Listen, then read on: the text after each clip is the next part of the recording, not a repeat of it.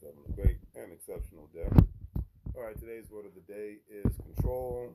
Stands for the power or influence or direct people's behavior of the course of events, a group or individual used as a standard of comparison for checking of results of a survey or a specific experiment. I chose this word today because when you do a lot of analyzing and before one is ready to execute when it comes to certain lot of things in life, one sees, and I've definitely come to the conclusion that everything is not only just built by design, but everything's built for one to be constantly controlled, and that's why it used to really be frowned upon um, within the last 15 years. Well, I would say 15 years ago, it was really frowned upon for people to want to have an entrepreneurial mindset and think outside of the box. Especially where I come from, the DMV, the culture. There's a lot of uh, business owners and investors and things of that nature, but the consensus around most people is get a job, go get a degree, get a skill trade, and that's it. Don't do anything outside of that. Get a job, degree, skill trade, nothing outside of that. And I'm glad the culture is changing on that one because all that mindset was built by design. And just going to, I mean, because like even just going to certain specific schools, colleges, and whatnot, I remember just like, this isn't for me. This isn't what I want to do. But of course, this is what society's telling me what I should be and what I should want to do and whatnot. And then I'm like, you look at half the people that they're supposed to be the ones you're supposed to look up to, and you're like, half of them look like they want to blow their brains out. Half of them look like they're depressed as all know what, and it's just like, do you want that to be you within the next 10 to 15 years? I can't answer that question. Or 20 to 30 years. I can't answer that question. Only you can answer that question. So whatever you want to say bad about the millennial generation, one thing I will say is we are the first generation that just said, screw it. Since we're not going to have a pension, since we're not going, nothing is promised to us in the end, we got to start taking some chances and whatnot. However great those chances may be, however bad those chances may be, it's a whole nother story. But at the end of the day, we knew that we had to start taking chances and thinking outside of the box, especially when certain things happen like 2011 with 9/11, when the unfortunate issue happened with the Twin Towers and at the Pentagon. Then, of course, that spilled out in Pennsylvania. And rest in peace to those who have definitely suffered.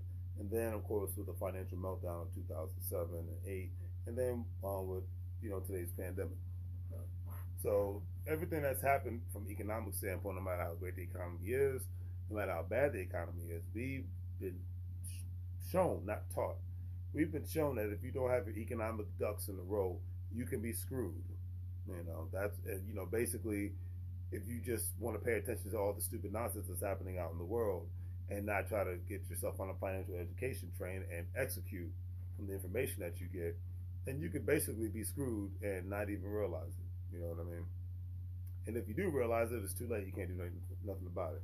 Getting screwed basically by, okay, your savings can get dwindled because of medical emergencies, because of emergencies that happen with a car, because of emergencies that happen with a home you own, or being laid off because of the economy tanking, or being laid off because of a pandemic. So there's just multitudes upon multitudes of things that we as a generation, like in any other generation, they've gone through it. Like I said, I'm not making us to be the most special generation, but there's been a multitude of things that have taken place within the last 20 years, since 2001. Okay, like I said, I can say that now. Like I remember I was a senior in high school when that happened. Since 2001, there's been a multitude of things happen economically, overseas, and things that have happened.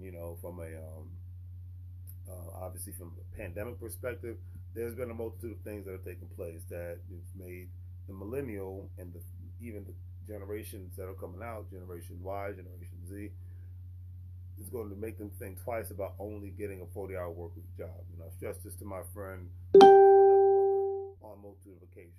You're going to make moves, that's great, but don't just have be beholden to your job, because your job might not be beholden to you. One, two, you might be put in a position on one day, unfortunately, which I don't wish this on anyone, to where you're out of money because you didn't have enough assets, because your job was a must and it was not an option. It's like working hard to maintain and become something that's great, but then working hard to maintain so that you can have other accesses to economics and other resources to capital, access to capital and whatnot. That is the main thing at the end of the day. I cannot, and I repeat, cannot put it any other way. And I know it feels like I'm going on a rant today instead of just doing a word of the day, but I really wanted this to hit home, you know, because either you can accept your situation and move on, but your situation doesn't always have to be bad. That's another thing to take into consideration. Situation does not always have to be bad, and we're going into Christmas. I know a lot of people spend money. I know a lot of people looking forward to spending time with their family, and I'm not mad at them anyway. But I will say that you got to be able to connect, not only think outside of the box, but you got to be able to connect with other people that are willing to think outside of the box and not just do the basic things. Because the basic people are the ones that are not only suffering now, but they're definitely going to be suffering in the future. Okay, can't put that any other way, family. They're going to be suffering in the future. And the thing is, do you want to? If you are suffering economically now, do you want to continuously suffer in the future? You know, I can't answer that question. Only you can. All right. Now, today's quote of the day is by Mr. Will Smith, one of my favorites, actors, philanthropists, etc., and so forth. And he said, "Stop letting people who do so little for you to control so much of your mind, feelings, and emotions."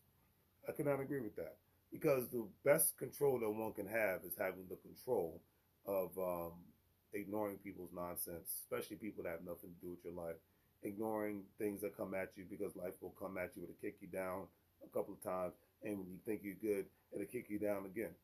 But to the people that have really no connection to who you are, people that really have no desires to help you see you win in this life, forget about them. The losers, and cut them off. All right. So, I know family do great three things. Like, share, and subscribe. Have a great day. As I always say, make money moves, or you're gonna live broke like a fool. Take care, family.